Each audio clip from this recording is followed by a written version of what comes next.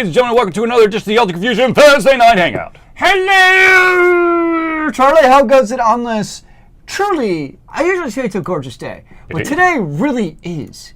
Indeed gorgeous. Like, Indeed. You know, some days in Atlanta it gets cold, well, relatively speaking. Most days it's just sticking hot. No, this is like the perfect week of the heavens. Well, I would like him if it was a little bit colder, because it has gone up to like 85 a couple times. I wish it was more like a 78. So, I know when it's the right temperature, when it's got cool enough, is when my cat decides when I sleep, it's time to snuggle on the bed. Mm-hmm. Because when it gets cool enough for the animals to start being like, oh, I need human heat at night, that's a good sign to me. It's no longer like boiling heat where everybody's like, stay away from me. Humans and pets alike. So I concur. I'm a fan of the weather.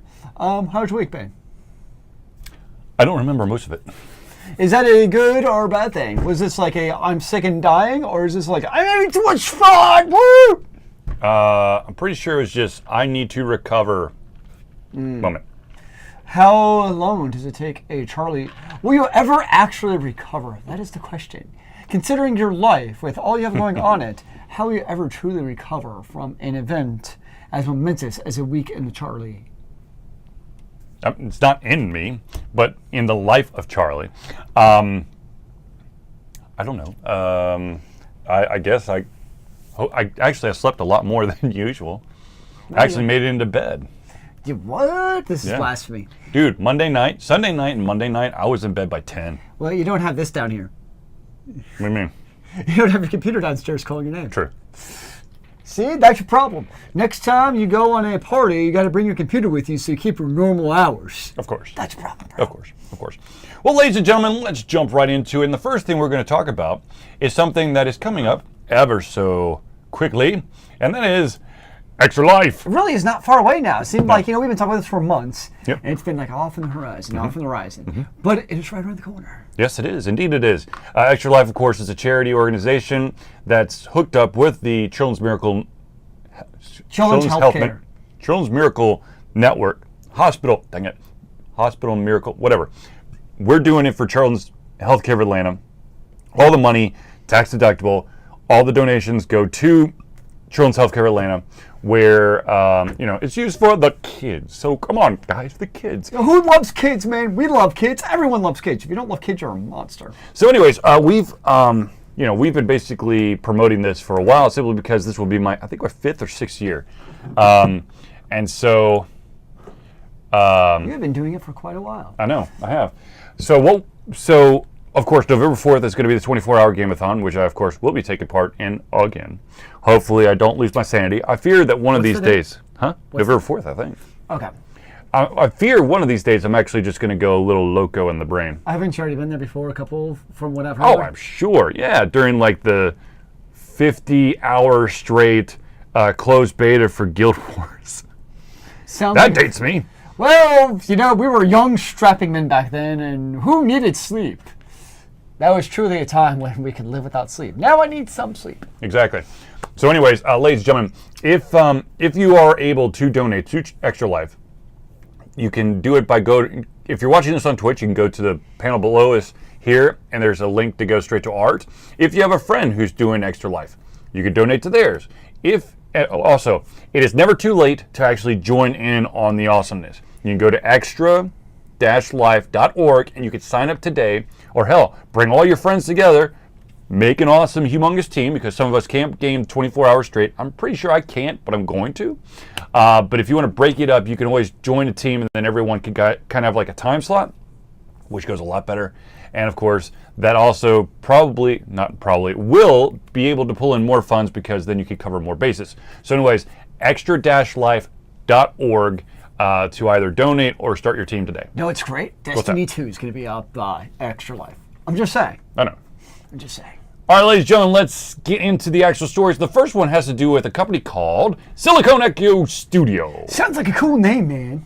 So there's a little bit of controversy behind this company, simply because they have been accused of basically making shovelware. I believe the correct term for them is fake games. So what they're doing... Or some of us call it crap. No, what they're doing is basically they're asset flipping. So they utilize pre-made assets and basically sell a game super duper cheap to turn a profit. You mean like stealing assets from other games? No. They have a valid. They buy an asset pack. Okay. Anyone could do that. However, what they literally do is they make the same game. They change out the assets. So they skin it. It's kind of like a reskin. Right. So it's like DLC. Shoot, no, it's not DLC because you're not actually adding to the game. So here's the deal. So they have been kicked off Of Steam. Ooh. You can kick off Steam. That's a pretty BFD. Now here's the problem. The developers are going, what in the hell? We haven't done anything. Hello. And this is also the statement they made. I guess I don't know. This feels like a guilt trip. Okay. Okay. And this is the statement verbatim. So if it's a guilt trip, they have to be Catholic. Yeah. I'm just saying, Catholic moms get the best guilt trips. I Right. love you, Mom. This situation has completely destroyed everything we have been working for in the past 3 years, and we are forced to give up game development at this point for more than one reason. Mainly because our reputation is destroyed beyond repair, but also for financial reasons. We wish we had been warned about this before. In that case, we would have focused on a different business plan of development. Now, first off, if your reputation was being destroyed, then you knew about it already. This is not a surprise that people are calling you out for... Unless it's this action that destroyed their reputation. Oh, God, no. Their reputation was gone a long, long time ago. They were also... Well, see, the question is, according to their statement, had they been warned by Steam in the past? That'd be my question. No, Steam warned the publisher, not the developer. It is the job of the publisher to disseminate information. Well, we know how well the communication goes sometimes. Yep. All right. But okay, so that was the final statement. But I do want to read one more statement for you from this basically I guess goodbye letter or something like that.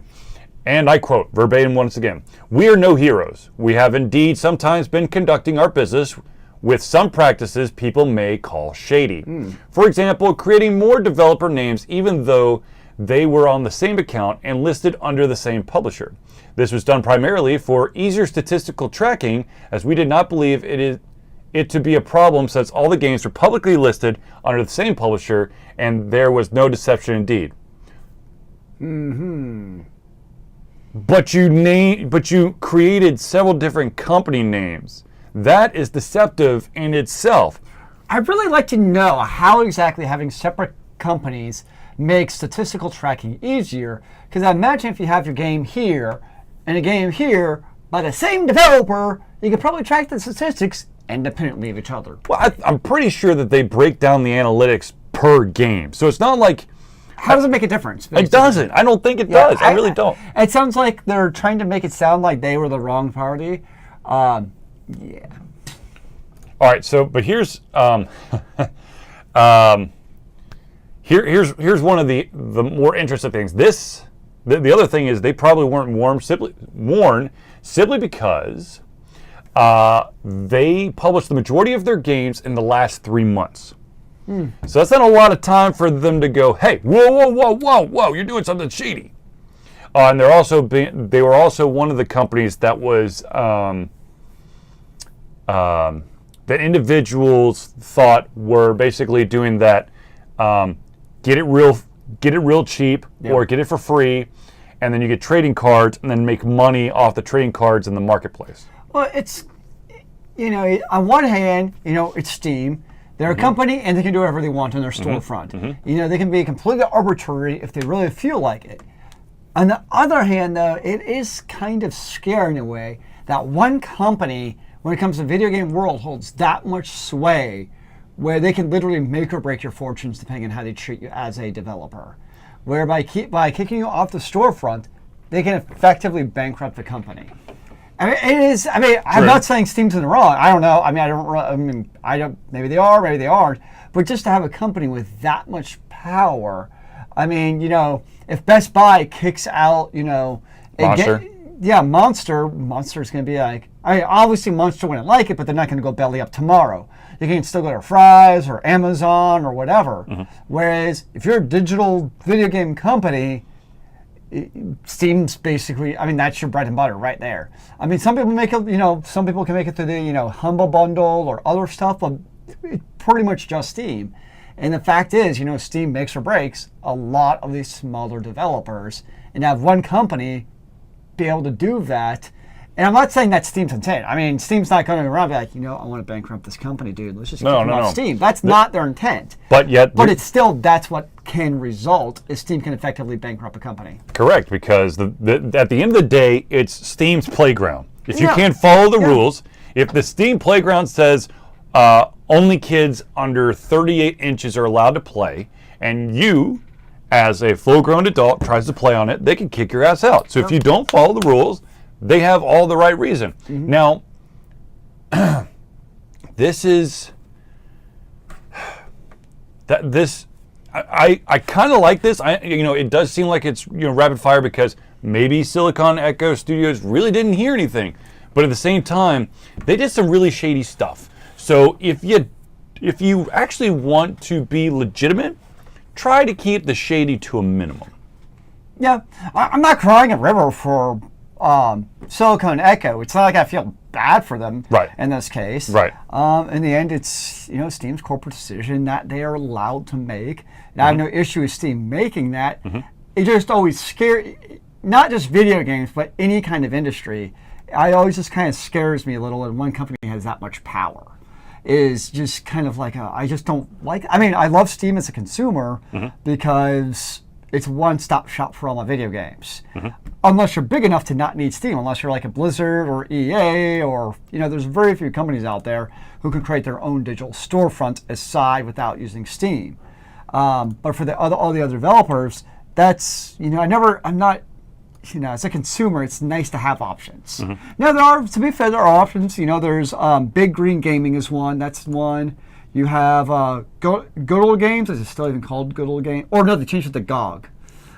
So you got... It's Good Old Games. Yeah, it's always Good Old Games to us, yes. You got GOG for GOG.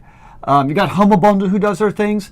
So there are other things besides Steam out there. Right. It's just, obviously, that's the big name for PC gaming. Right, absolutely.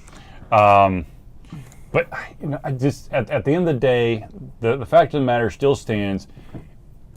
If you're doing stuff that could be deemed shady, you got to cut that out. It's one of those things like it's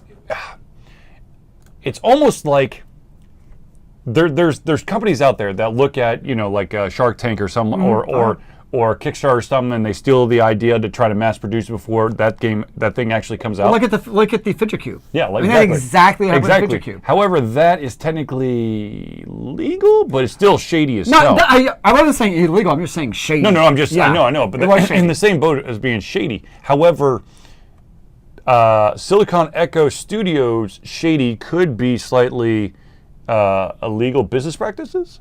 So anyway, but because here's the thing, though. If they were creating several different companies, what potentially could have happened is that one company could have disappeared and they still could have had like 8, 9 companies still there so that they could slow down the removal of all their products. That might actually have been the reason why they had a ton of different things. All right, let's leave that one alone for now.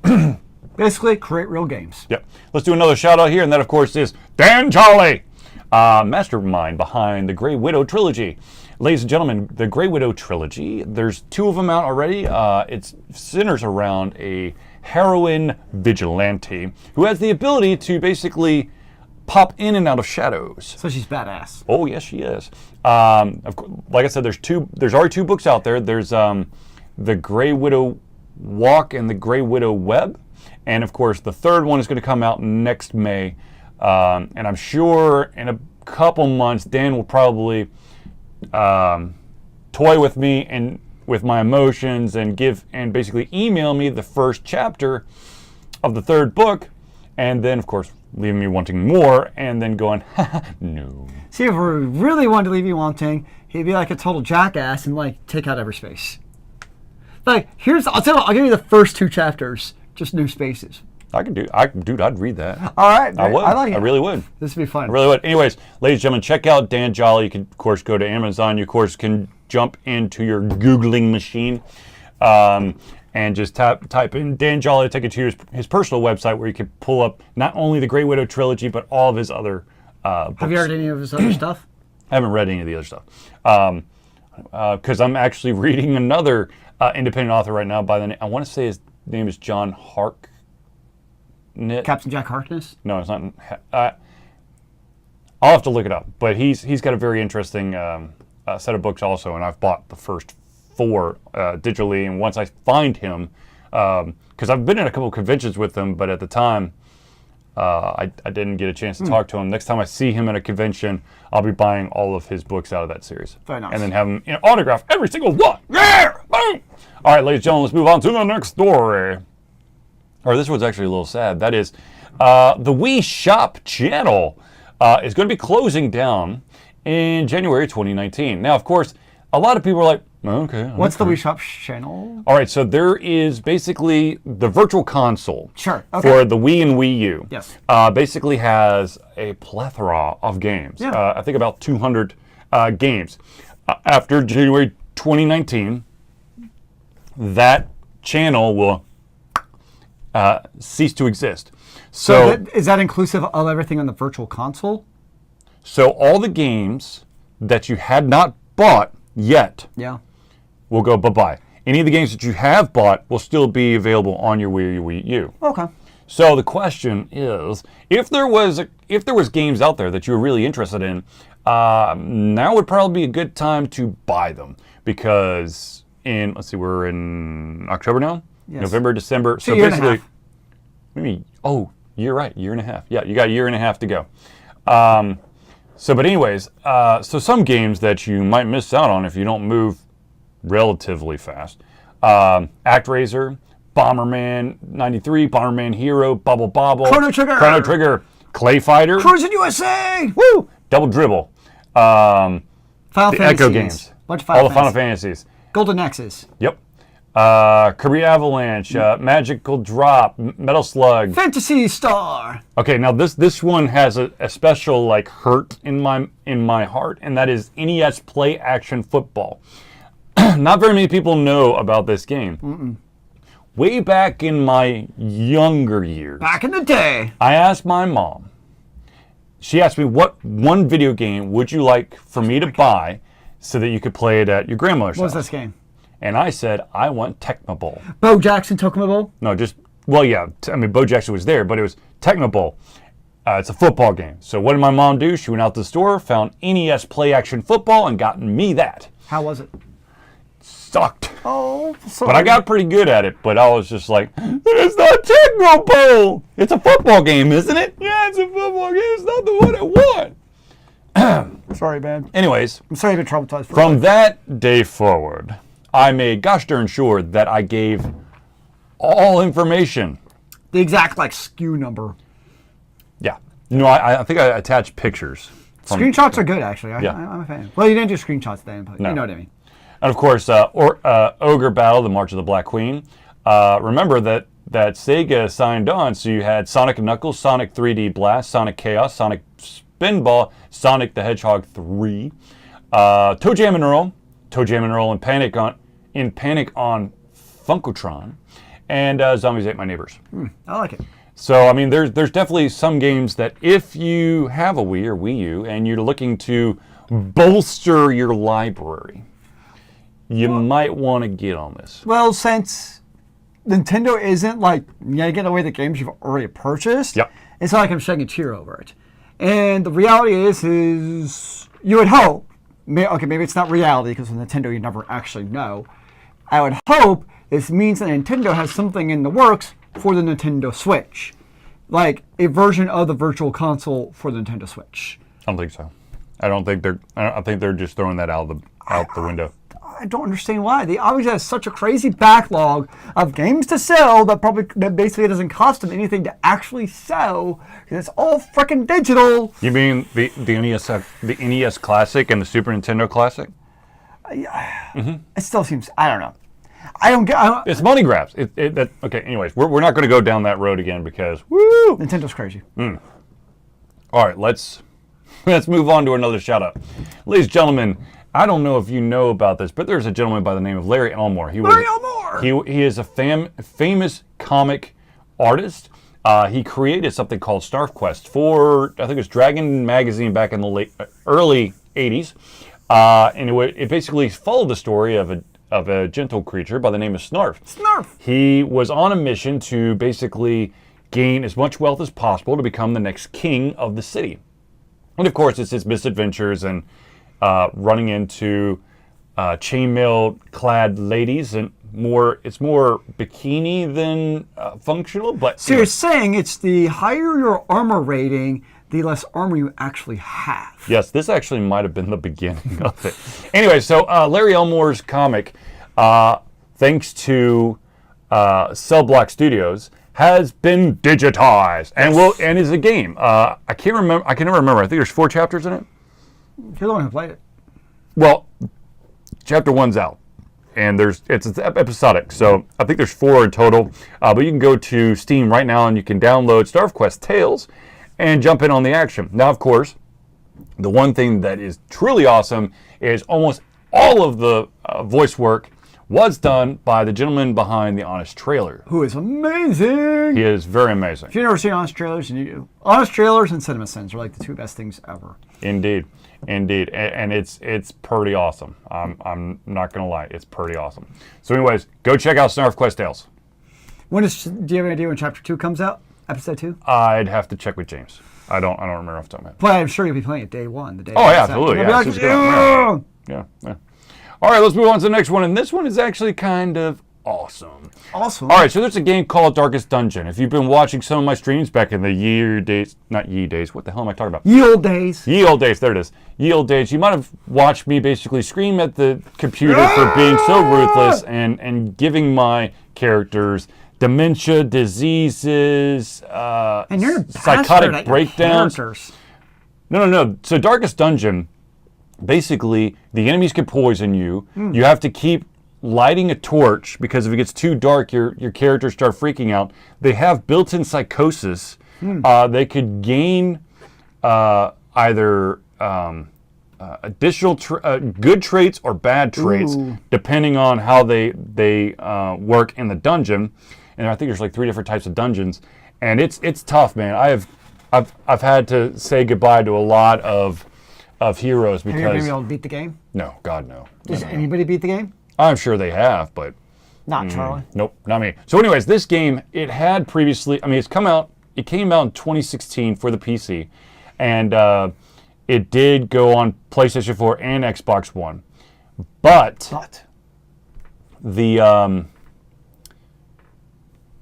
but no one knew if it was actually going to show up on a Nintendo console. Well, the developers behind this game have finally inked a deal with Nintendo to bring it to Nintendo Switch, which is good, simply because this gives, I mean, it's a darker, Darkest Dungeon, darker. It is not the lightest dungeon. No, it's not a light dungeon. But I kind of, it's got that, I don't know, there's not like a lot of violence there, but it's for more mature audiences. It's darker game. You have it's subtle, but it's a darker type of. It's not, It's a dark, gritty game. Which is not what you know the Nintendo consoles for. No, it's more Nintendo consoles like lighthearted, fluffy, cutesy stuff. So I have a challenge for you for Extra Life. Because remember, it's for the kids. Yeah, for the kids. Beat Darkest Dungeon. I don't think I have enough time to beat Darkest Dungeon. First of all, I'd have to start from scratch because at certain points you level up your characters, but at certain points they will outright refuse to do missions that they find below them. What? Yeah. I told you, these guys have personalities. Some have psychosis. Some of them freak out. So you can't really grind very well, like really overpower your character? Right, no. Oh. You also have to gain enough gold to update, to heal them, to update your armor. abilities. I mean, there's a ton of like micromanaging You know going what it on. sounds like? It's the perfect. Do you ever use GameFAQs back in the day? Hell yeah. It sounds like the perfect GameFAQ scenario to use like one of their walkthroughs to actually be able to beat the game. Problem. Oh. Everything is random. It's all RNG, so you can't really. So the only thing that is set is the prices for upgrades. And death. And then, yep, death, of course. but outside of that, I mean, it's randomized dungeons. It's random creatures. It's random heroes that come into town that you can hire. So question then, do you Yes, sir. like the fact that it's a RNG'd game in that respect, or would you rather it be a consistent storyline with characters and all that stuff, so you can actually figure out how to beat the game over So time? technically there is a story. However, it only pops up when you beat like a major boss. Okay. But the vast majority of it is random, and I have to say that I kind of like it that way, because it definitely, because you're not going to get the same thing through every single playthrough. However, so there's a difficulty there, and you also can't like blindly go, oh, well, I got to do this again because something happened. Sure.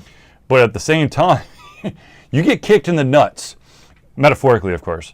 That would really suck if someone's literally kicking you in the nuts, but metaphorically. That's next stage hepatic feedback VR.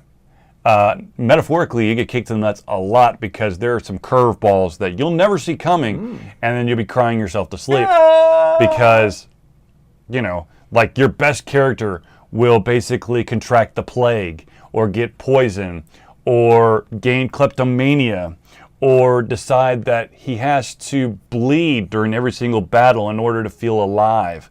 Do some weird stuff. And of course, there's no way to like restore from save points or anything. No, there's no such thing as save point. Yeah. It's autosave after every single dungeon. Of course. Or every single action. That's brutal. So anyway, yeah, it's brutal. Anyways, so this is coming to Nintendo Switch. So ladies and gentlemen, if you have a Nintendo Switch, look out for this game because you're going to want to play it. And probably in a padded room, because if you're going to be throwing stuff, you don't really want to break something. What if I want to break my mouse because I'm so angry at death? Well, mice are kind of gotten cheap now, so I'm pretty sure no, I'm holding onto the mouse. I'm pretty sure that that'll be okay, but like throwing around like a Nintendo Switch controller. Ooh. What about an old Wii controller that I'm not using anyways? Just saying. Sure, why not? I don't know. I mean, dumb trucks are pretty reliable for breaking or throwing into walls. Okay. All right, ladies and gentlemen, let's move on to the next story. This one is a Zealeus special. So, Zealeus, I'm going to let you take it away. And this, of course, revolves around the eSports aspects of the Hi-Res Studios first-person shooter, Paladins. So, a couple of months ago, Georgia State University released this press release of how excited they were to go into the ranks of eSports, bringing two games. One is Paladins, the other is Brawlhalla. And in this press release, they extolled the virtues of eSports, and not just going to build teamwork and yada yada yada, but also allow kids to get involved in other things revolved around the world of sports, such as graphic design, team building, other stuff besides just the fact they're playing video games. So it was like very exciting, pumped up. And a friend of mine, her kid actually got accepted into the Paladins esports team. So obviously he was super excited about this. Well, earlier this week, Georgia State University decided to drop Paladins from their esports hierarchy due to it being a FPS and violent. And of course, first off of that, Brawlhalla is a pretty violent game in of itself. It's not exactly like your petting kittens friendly. And it's crazy because, you look at every single, there's tons of studies out there. And guess what they say about the violence of first-person shooters? Is it doesn't exactly cause your 18-year-old kid to become violent. There's not really a correlation there. So you look at this idea of behind, violence and first-person shooters. Oh no, they're causing violence in our kids, which is pretty much a fabrication of people who want us to live in our basements. This basement aside, of course, because this is an awesome basement, I'm just saying. But it's just, my guess is, I don't know the full details of why this happened, but my guess is some parent or somebody came crying to the administrators and was like, oh no, my little Johnny, they can play first-person shooters for like I don't even know if it was a scholarship, but it's definitely on the team, and it's going to cause such violence and bad things. I don't know. Okay, so here's my problem with them doing this. First of all, Brawlhalla and Paladins, yes, they are games in which you are battling against each other. But you're talking about both of these games are on like the light side of the spectrum. There is no blood. And also, in Brawlhalla and in Paladins, there are made up, characters and races. So it's not like Call of Duty where you're shooting Nazis or American soldiers or Russians or I don't know, whatever else is out there. For me, a huge thing for me is if I play a first-person shooter, I want to be in a fantastical sci-fi setting where I'm not shooting just humans. Yep. Basically, I want to be able to break away from reality and battle things that I know, hopefully, don't exist. So games like Paladins and Brawlhalla and Smite and Overwatch does this too, right? They've got a bunch of like characters from like all over the place too, right? They're actually mostly humans. Except for the gorilla. Is there a gorilla? There is a gorilla. Yeah, that's mostly humans. Okay. Yes. Right, but the thing is, it's like when I play Gears of War or Halo, I enjoy those games simply because it allows me to separate myself from reality.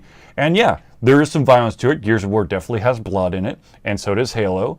But I'm not actually killing people? Well, the reality is guess what? These kids, what do you think they're going to be doing in their dorms anyways? If you got a scholarship to play a first-person shooter, that means that you excel at first-person shooters. So removing said scholarship is not going to stop them from playing. Exactly. And at that point, when you get to college, okay, so that's probably like you've already gotten to your 18th or 19th year. If you got a scholarship for first-person shooters, that means you've been playing the shite out of them for a long-ass time. So if there was any irreparable damage from playing first-person shooters, it's already been done. Speaking of irreparable damage, yes, sir. The other crazy part is, okay, Georgia State probably looks at this like, oh no, we're promoting violence because of first-person shooters. Let's take a look at football, for instance, where every single play is intrinsically violent. There's no way not to have a violent play in football. And you also look at, which is pretty much becoming a indisputable fact of the link between CTE and football. Now, this isn't an argument against football. I still watch football. I like football. People choose to play football. I have no problem with that, as long as they know what the risks are. But it's completely hypocritical to say you're pulling an FPS scholarship because of the violence when you have a sport like football, which is very, very violent. And let's be honest, we've all been around the jocks who play these sports that are violent. And who do you think are the more friendly people to be around who aren't going to punch me in the face because I'm not a jock? Is it the gentlemen who are playing first-person shooters in their dorm room? Yes, exactly. But okay. But here's I want to take it just one step further. The other thing is when we're going into the sports arena here, football, ladies and gentlemen, is not the only sport that potentially could cause concussions that could then lead to CTE. Any activity that you can do that you're running around or doing something can cause concussions. Yep. Soccer's actually really the big thing actually in soccer, youth soccer nowadays, is up until probably like 13 or 14. The big suggestion is don't let kids do headers anymore. Oh, absolutely. I mean, you get those balls coming. I mean, you don't think of basketball having concussion. I mean, yes, people have to do heads, but even that, soccer balls flying, you're hitting your head. I mean, your brain's going to rattle around. I can personally vouch for the fact that I have suffered at least 2 concussions for playing basketball. Because when you're going up in the air and you get undercut and your head bounces off the floor. Ooh. Now, here's my other frustration with the whole, FPSs, eSports, violence, etc. is let's hypothetically say Georgia State really feels like these first-person shooters, they promote violence. I would love to see them turn it the other way around. What I mean is, is Georgia State says, you know what, we're still going to have our eSports Paladins FPS team. But at the same time, we're also going to, in lieu of this, the fact it is a first-person shooter, maybe violence, who knows, is we're also going to maybe do some promotion for good mental health. And maybe, because reality is these kids are going to be playing first-person shooters regardless, is if maybe you are feeling violent tendencies or something else is going on, maybe this is a better way to deal, maybe other alternatives to deal with your stress. So maybe, looking at that, the violence aspect of first-person shooters is okay. Let's for a moment imagine Georgia State really feels like that is what they're promoting by having a eSports FPS team. Well, okay then. But maybe let's take a look at that violence and how can you turn that on its head and promote healthy alternatives to this violence in real life. So maybe take that mental health aspect and instead of just basically putting a sheet over your eyes and just be like, ah, la, la, la, la, la, it doesn't exist, is how can we help the issue instead of just acting like it doesn't exist now because you just don't acknowledge its existence. How about we just remove the esports aspect and say that all kids that go to your school, you should promote healthy mental state. How about that? Yep. Show some initiative and basically, I don't know how the hell you do this, okay? I don't have the magical formula. But everyone and anyone should be able to help their mental state to have an actual safe place. I don't know if it requires like a therapist or counselor on wheels so that people don't see you going into a certain building, because I know that's one of the the big things is, why are you going in that building? That's where all the shrinks are. Something wrong with you? You stupid? Are you gonna do something crazy? Are you psychotic? And of course people like then hide in their shells. But I don't know the answer. But I'll tell you this right now, people need to stop blaming video games or violence in general. Like I watched a lot of violent movies, so I'm going to kill everyone. Or I read books where people are shooting other people, so I'm going to shoot and stab people. No. Help them instead of pointing the accusatory finger. That's all I have to say. Yep, pretty much can't disagree with that. And let's be realistic, a lot of the violence and all the other bad shit that goes on, it starts at home. God, yes. It's what values are the parents instilling into those kids? Is it, healthy outlets for, some kids, maybe they do have violent tendencies. That's not unrealistic, that's reality. Yep. But instead of just ignoring it or just, sticking them in the corner because they punched their brother, how do you deal with that? How do you talk to them so that the next time they want to go punch their brother in the face, how do they deal with that in a constructive way going in the future? John, are you trying to say something about your parents and how they parented you and how your brothers were beating the crap out of you? Is that what you're trying to say? My brothers beat the crap out of each other. I just kind of hit it in a corner. Oh, I guess. Yeah, it worked much better. All right, there you go. Yes. So anyways, removing a game at the college level, you might as well just remove all your sports because there's some aspect that's going to be violent. Let's see. I'm trying to think of a sport that would not be violent. Gymnastics, people would say it's not violent. But if you're doing all those corkscrews and curly things, you can kick someone in the face and knock them out. Cross country. Dude, you know how dirty cross-country runners are? Dude, I know they all smell. No. I've been spiked on the inside of my leg, dude. They're dirty. They'll try to pop you off the course and you'll run into a tree. Man. Well, that's what happens when you're fast. I never had that issue. Okay? But if you're running cross-country in college, that means that you are close to or are elite. Yes. And so there's some underhanded stuff that once you're out of the view of the public, you try to, there's badminton. Dude, you could throw your badminton racket at someone and hurt them really bad. Or you don't even have to throw it. Just hit them really hard. Well, then again, we got in maybe some fights back in the day. You know, be playing your Nintendo and somebody's being really bad, so you go and plug your controller. So you just want to punch them in the face because they're being a jackwagon by unplugging controller. So your retaliation, of course, is to grab part of the cord and start swinging your controller around and. So maybe we can have violent tendencies when it comes to video games. Sure, you know. I think it's just a frustration thing. Because I played basketball, and Zealeus can attest. I lost my temper a couple times and started punching and wailing on people because, you know. Yes. Charlie in basketball, yeah, the temper is quite abusive. I do have a temper from time to time. Well, it's not my fault you played without shoes. Shush. All right, anyways, ladies and gentlemen, let's move on to the next story. And that, of course, is a shout out to a convention that's happening in like November, in just over a month. Yeah, not far just away. over a month. Big Fandom Greenville takes place in Greenville, South Carolina. It happens November 17th through the 19th. This, of course, is an awesome convention. It's in its second year of existence.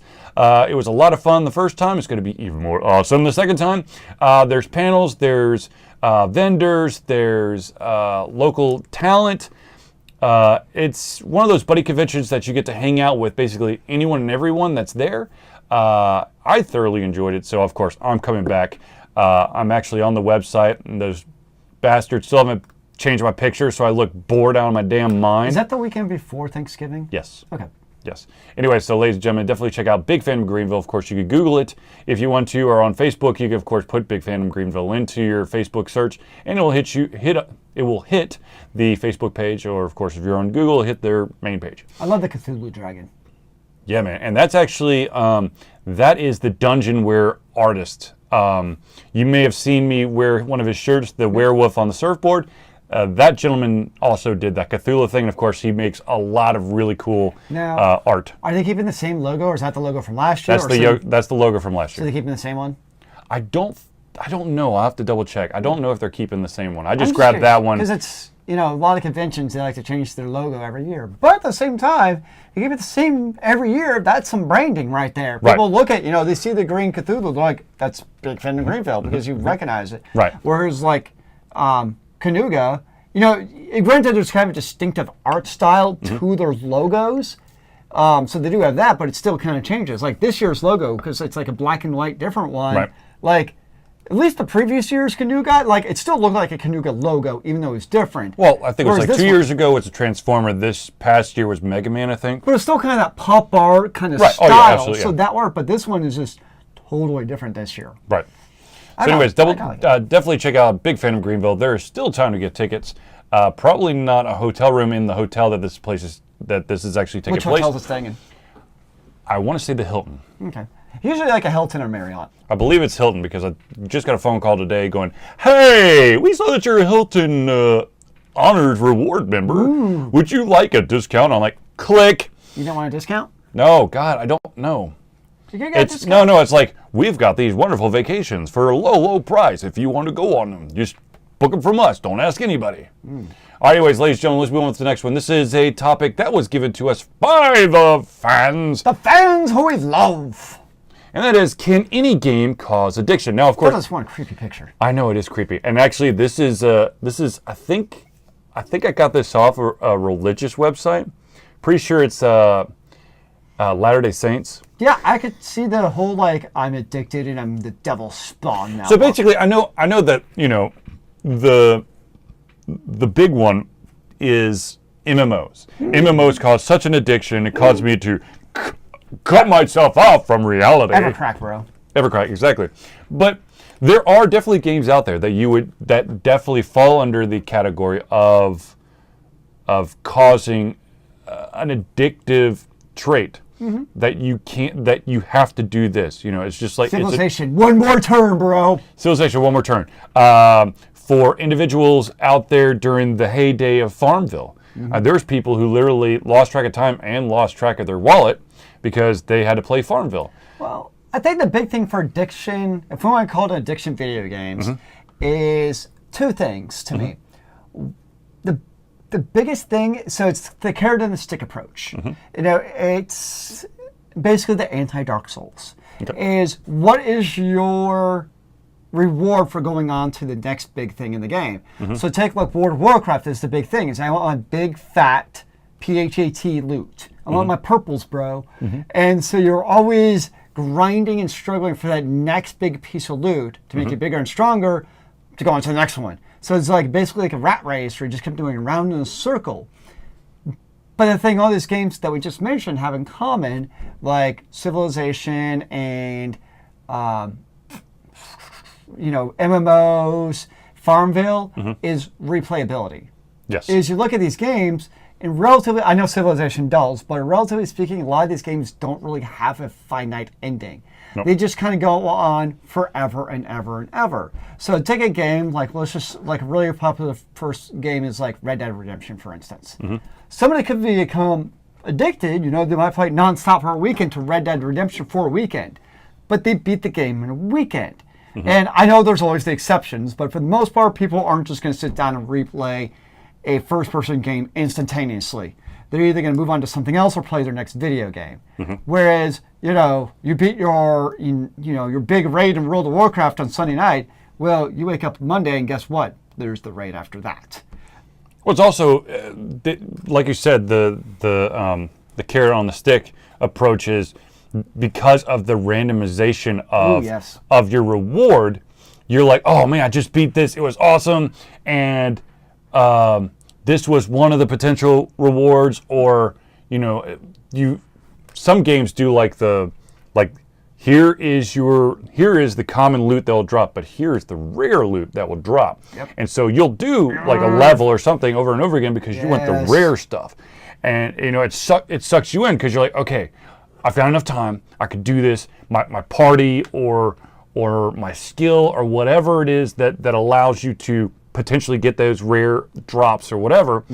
You've got it all online, and you're going to do it again because, I got to do it. Well, that's what they do. I mean, that's MMO dungeons and raids. I mean, that's what they do, because even if you maybe get the fat loot from everything, like what World of Warcraft did is, you get a drop from the boss, but it's only 2 drops, and since everything is class specific, and you got 40 people in a raid, and you only get 2 drops, you had to cycle over and over and over to get everybody geared up, or since it was an RNG-based drop system, you had to go back and back.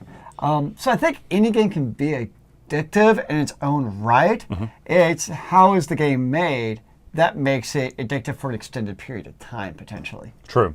And the thing is that there could be, it could be as simple as a match 3 mechanic that might introduce special tiles after a certain point, or give you, special power-ups or something like that.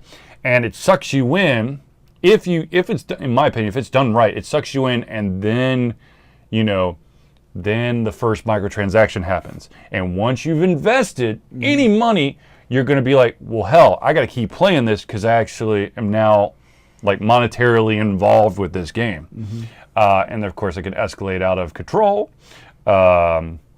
There's like Smite or League of Legends or Overwatch or Paladins or any of those that you can get rare skins or equipment skin or something like that. It doesn't really impact the game, but it makes you look, bitchin' awesome, whatever the term is. And, here in Ultimate Confusion, we've lamented the death of first-person, single-player games over the years. And this question is actually a really good reason why that is. If you look at it from a developer standpoint, you're going to ask yourself the question, okay, we have this game, and we could sell it once for $50. It's going to be freaking-tastic amazing, but they're going to play it for one weekend and beat it because they're going to be solely addicted to it because it's super fabulous awesome, but then you're just going to never play it again. Or we could create this game where, they're going to drop $10 every month, but they're going to play it for 3 years straight. So in the long run, what's our more profitable business matter? And obviously, with the way developers are going and publishers, we've seen the answer to that question is the whole DLC route. We as gamers, especially of our generation, might not like it as much, but you also look at the upcoming generation and the idea of there's no end to it. It's the in-game trans. Everyone exactly. They've basically grown to expect it. Where we were, we played the original Nintendo, which did not connect to the internet, and in fact, we really didn't know what the internet was when we first sat down in front of a game console. And we had to play games that if they were broken forever. There was no such thing as patches. Unless it was on a PC, you get like one of those discs and like the... Yeah, from PC World. Mm-hmm. Yeah. But I think the other difference too, especially a lot of the games now, especially like on here, is the depth. Mm-hmm. And I think that's where you lose or gain some of that addiction. You know, it's kind of the idea of, you know, hardcore PC gamers, especially for online games, is kind of that depth and multi-layered aspect of stuff you can do to keep it going, mm-hmm. versus I lose my attention much quicker in these games because I feel like after playing it for a couple of hours, it's like, okay, what else is there to do? Because you cannot already tell. That's why they put the energy part in there, because then you're not allowed to play for a couple hours, so that desire, that want of that random drop or something is always going to be there, because you're like, well, I've got to wait, mm-hmm. and it's constantly on your mind. Do I have enough energy? Maybe I should check, because they do the daily, you know, reward system, and which is another, you know. And maybe that's because that was just kind of how our generation played games. I'm the opposite. Yeah. My issue is when I have the energy system where you're tended to check back again and again, mm-hmm. is I'm one of those people, like, I play games like in... like I suck them in, I play them like nonstop for like a couple of days. Yep. And then once I have to like log out because I've ran out of energy or something or whatever, I have a tendency to be like, I don't really feel like coming back to it. That's why that actually disincentivizes me. Well, the trick is, or what developers are trying to do is, they want to have something that's a game out there. Is probably several games are very similar in nature. Mm-hmm. So if they can hook you with one, maybe one of their developer rivals or something will also have a game kind of like that. Yeah. And then you ping pong between the two, and it keeps you locked in. Now, if you have the wherewithal, the strength, the restraint of, once I'm done with this, I'm done for like the day, yes. then it probably doesn't hook you. But if you're one of those individuals who's like, oh, I really want to continue to play another game, but I can't play this one because the energy's there, you know, the energy's gone, I gotta wait. So you jump on another game and you run out of energy there, like, well shit, since I still want to play, I'll go back over this one, see how much energy I have, and rinse and repeat. And then you get so invested that even if you take a couple days off, you get that itch. They're like, oh, you know what? I forgot to play this game. I gotta go back. And then boop, boop, boop, boop. So I believe that basically, if you find something in a game that draws you back, it can cause some sort of addiction. And, you know, like Zealeus says, there's going to be points, especially for us, I think that our generation, where, you know, the rinse and repeat will work for X amount of time.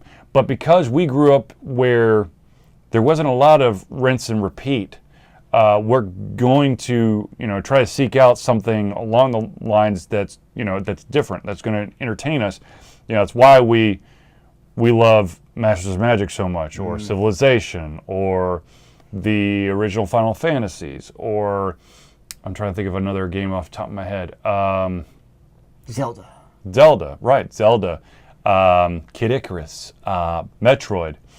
You know, the other thing is that a lot of studios are shying away from single-player games simply because it's just too expensive, and of course this is also actually it's going to become less and less of an issue simply because the developers and the publishers are going to more digital marketplace. They don't want to put their games inside game stores now, simply because, man, I'm saying simply because a lot.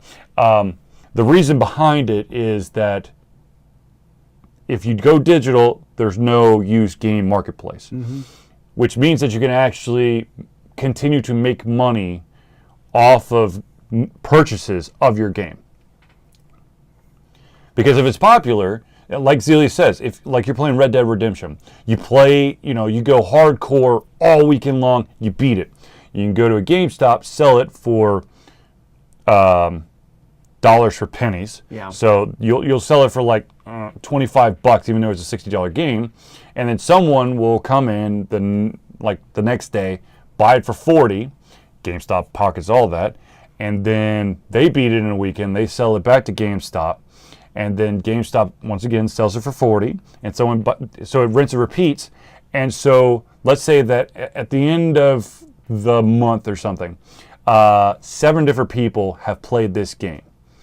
Well, according to the publishers and developers, they've only got the first cut, and GameStop took the other 6. So it's not worth the developers' money or time because they're not getting the full amount. Now, if it's on a digital marketplace, every single one of those people are paying the $60 price tag, which then, of course, allows them to actually get the amount of money in aspect to, or in ratio of the popularity of the game. So, anyways, let's move on to the next one. And this one is really close and dear to our hearts, and this is another shout out. Ladies and gentlemen, there's a thing called AndoCon, which is happening next year, March 9th through 11th, I believe in Peachtree Corners. This, of course, is in Atlanta. Now, the really cool thing is that there is a Kickstarter going on right now. Go over to Kickstarter and type in AndoCon. Do it. And then help support AndoCon. Yes, the Ando. If you're looking for video games, it's not a video game convention. It's a board game, tabletop, card game, and of course, there's a bunch of RPGs there. I took a list of some of the developers that are going to be there. Craig Campbell, of course. The amazing man behind Mergers and Acquisitions, Capers, and Die Laughing. Dave Lupo is coming back, which I believe you played. Was it Addictive Alchemy or something like that? No, it was not. It was Oriental card game.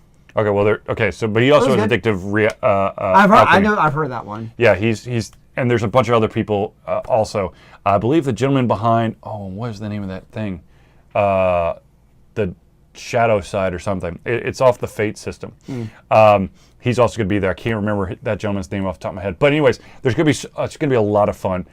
So, of course, check out AndoCon by going andocon.org. Yes. And then, of course, check out the Kickstarter. Donate a little money to make sure that this convention is awesome and that it does not take another hiatus because it broke our hearts. And here's the reason you know me, I'm not a big Kickstarter person. Yep. The reason I love this kind of Kickstarter, so you go on there, you see, you basically have $1 to just support it, or you go up to $35 and you Kickstart for $35, it's your ticket to AndoCon. It's not like you're giving $35 in the hopes and prayers of something magically appearing in my mailbox 6 years later that you forgot about. No, you're basically it's almost like pre-registering for the event and buying your tickets now. Speaking of which, one of the first games that ever kickstarted on Kickstarter, or I donated to on Kickstarter, just had another update to their alpha build. What? Have you ever installed the game? Yeah, I did. I had no idea what the hell it was, what was going on. That's awesome. I had posters and T-shirts, but they've gone to Goodwill because I've worn the crap out of them. How many years has that been then? Jeez. 5. Wow. That's awesome. I'm pretty sure it was 2012 when it was. It's really funny. But that's why I'm so excited about this Kickstarter is you're buying your ticket to AndoCon. So if you're going to go to AndoCon, by God, just go kickstart the thing because there's no reason not to because it's fabulously amazing. So, yes, I'm definitely looking forward to it. I have not kickstarted yet, but I definitely will because I want my tickets. I'm actually waiting to figure out with some people at work because we're going to go in on it together on how we're going to do that. So it is going to rock the socks off. All right, ladies and gentlemen, this hurts me deep. Uh-oh. Charlie, are you going to feel the pain? I am going to feel pain. Ladies and gentlemen, the subscription box service, a.k.a. the IndieBox, which I think is, there's one right there. This wonderful box that comes every single month. The IndieBox. And you played I've seen you playing a lot of these games over the years. They are shutting down this aspect. Now, they're not completely going away. They've got some, they're going to change directions. However, the exclusive collectors, boxes, and all that stuff, the last one, which I think is somewhere down here, it has already been shipped out. However, if you are curious or you want to maybe get some of the backlog, they still have backlog that you could purchase from theindiebox.com. But the subscription box service is now kaputs. And that, I believe, was November 2013 is when they started. So, did they say why this is? Yeah. So basically, It was because they were hoping that they were going to be able to really catch on. However, they just never truly got enough subscribers. I mean, for the physical box that's being sent out. Type of thing. Yeah. So basically, there was over 3,000 people who subscribed to this. Unfortunately, that wasn't going to be sustainable after a while, and they were hoping that the amount of subscriptions would raise, but it wasn't. It wasn't rising fast enough. So unfortunately, so they had to close that aspect. Now, it's not completely shutting down. They're going to be changing directions, and so what they're going to do is I'm trying to remember exactly. I'm trying to remember. Oh God, what are they going to do?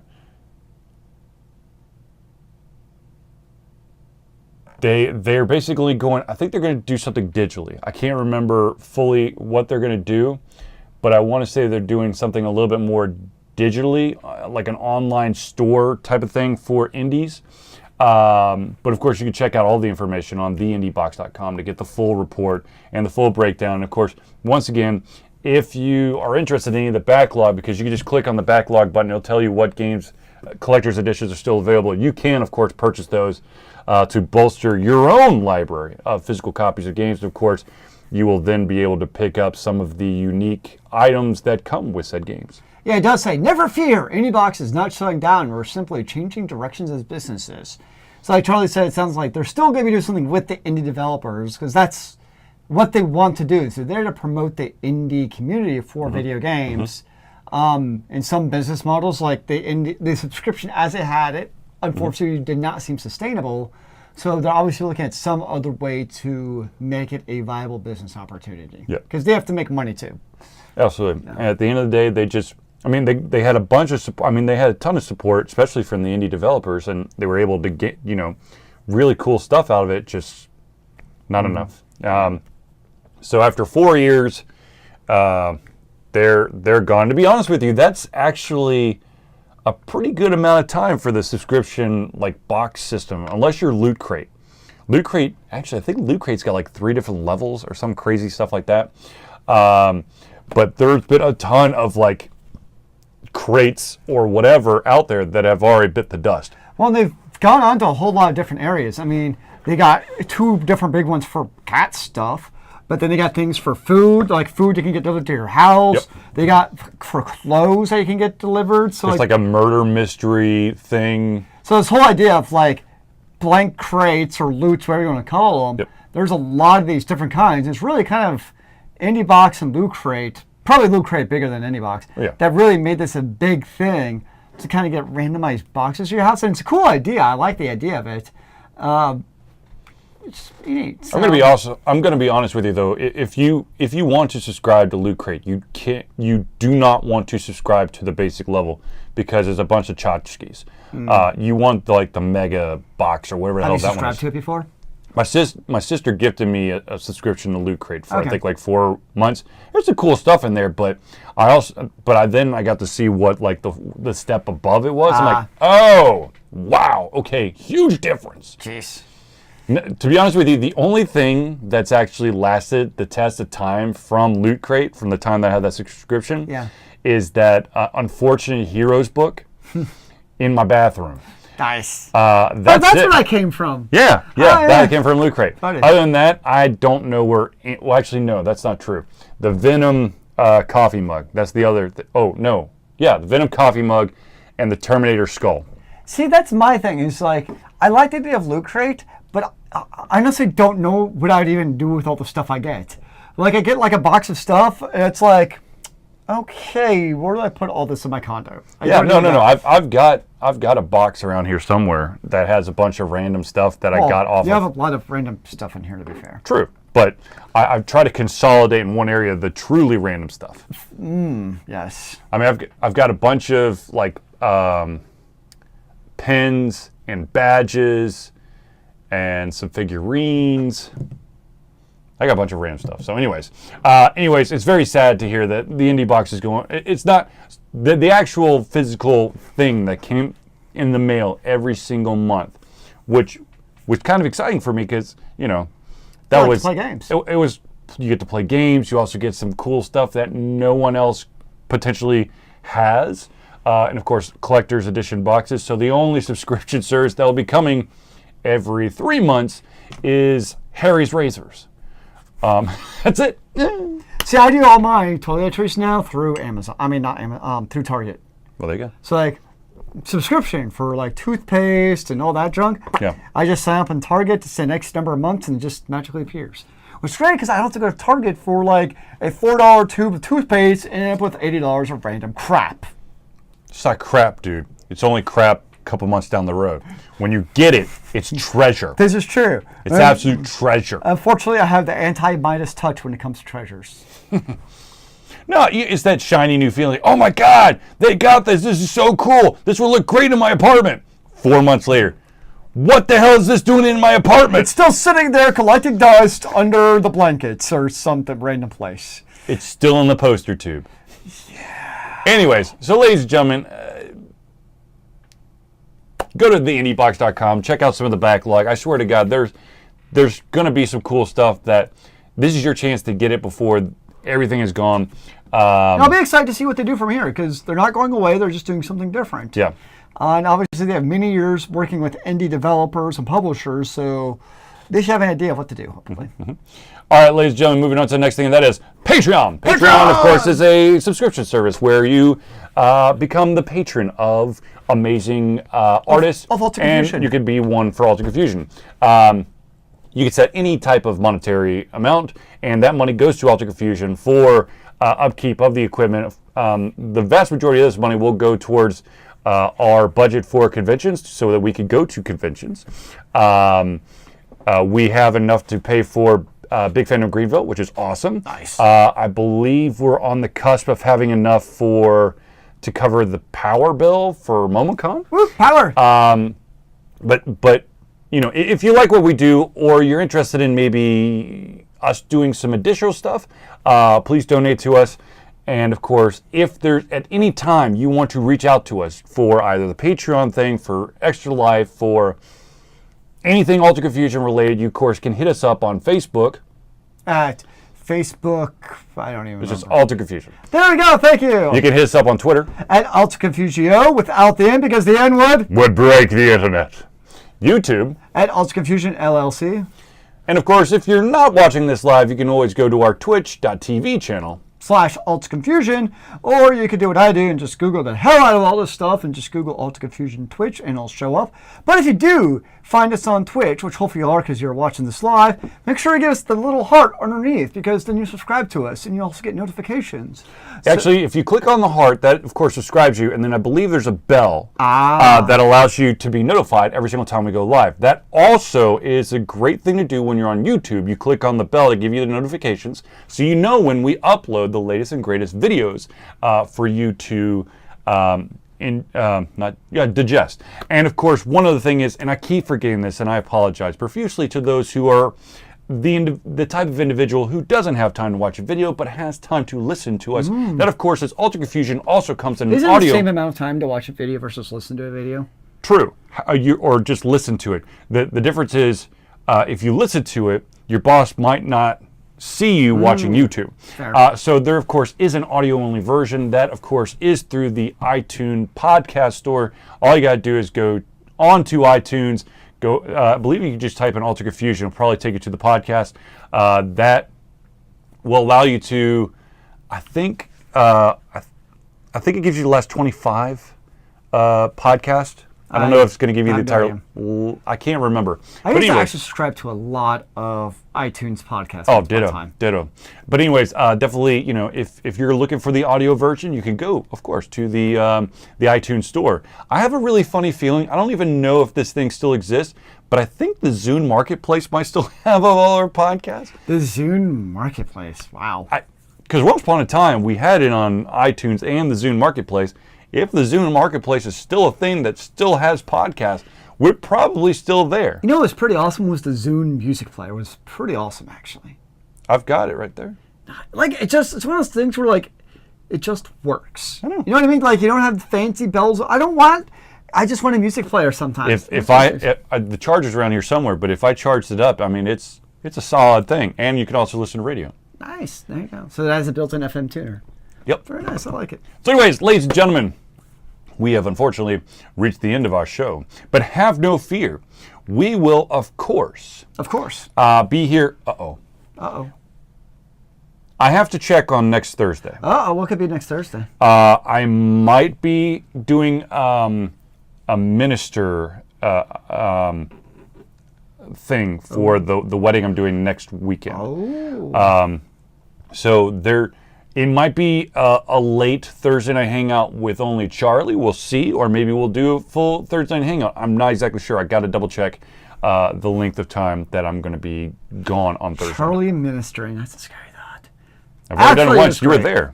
I know, and it was great, and I shall never forget it in my heart of hearts. Awesome. So anyways, ladies and gentlemen, thank you for tuning into the Ultimate Confusion Thursday Night Hangout. For myself, Charlie, and Zealeus, it's been a pleasure giving you everything coming out of our heads, our mouths, and of course, our hearts. I will keep you informed on when our next show is, probably on Thursday. I don't know when, though. But until then, thank you for tuning in, and we'll see you soon. Remember, kids, keep on gaming in the free world. Amen to that, brother.